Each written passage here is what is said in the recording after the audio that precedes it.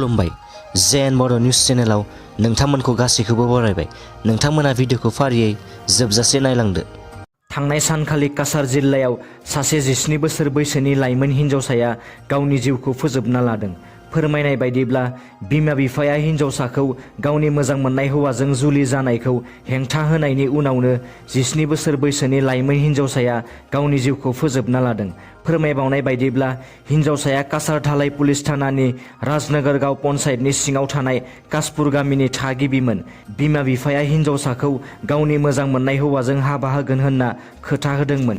नाथाय आसामनि गिबि मन्थ्रिया उन्दै बैसोआव हाबा जानायनि हेंथायै आयेन बायदियै साजा होनो बिथोन होनायखौ मिथिनानै हिन्जावसानि बिमा बिफाया बिखौ हाबा जानायखौ हेंथा होदोंमोन, जायनि जाहोनाव हिन्जावसाया गावनि जिउखौ फोजोबना लादोंमोन होनना खौरां मोननाय जादों।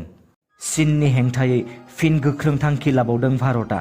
थांनाय सानखालि भारतआ चीननि मोन 232 चाइनिज मबाइल एपफोरखौ बन्द खालामबावबाय।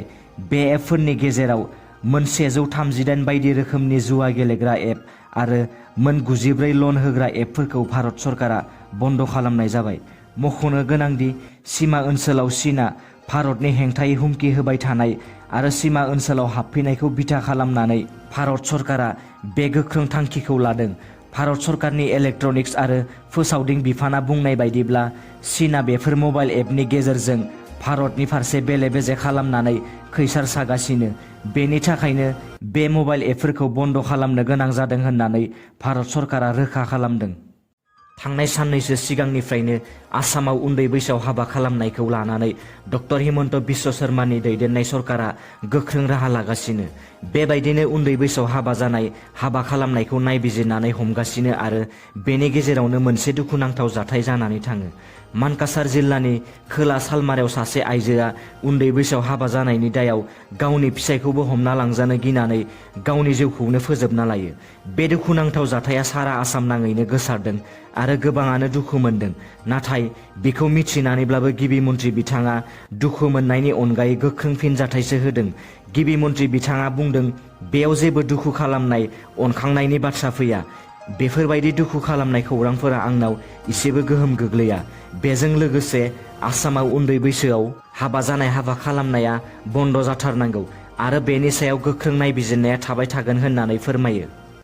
बिटिआरनि ना फिसिग्रा बिफाना ना फालांगिरिफोरनो साइकेलजों लोगोसे बरफ बाक्सु रानदों। बिटिआर सरकारा ना फालांगिरि खालामनानै जाग्रा सुबुंफोरखौ मदद खालामनायजों लोगोसे फालांगिरियारि बिथिंखौ जौगाखांहोनो थाखाय माखासे गोनांथार राहा लाबोदों। बिटिआरआव ना फालांगिरि खालामना जाग्रा 4,000 सुबुंफोरनो साइकेलजों लोगोसे ना लाग्रा बरफ बाक्सु राननायखौ बाक्सा जिल्लायावबो जागायदों।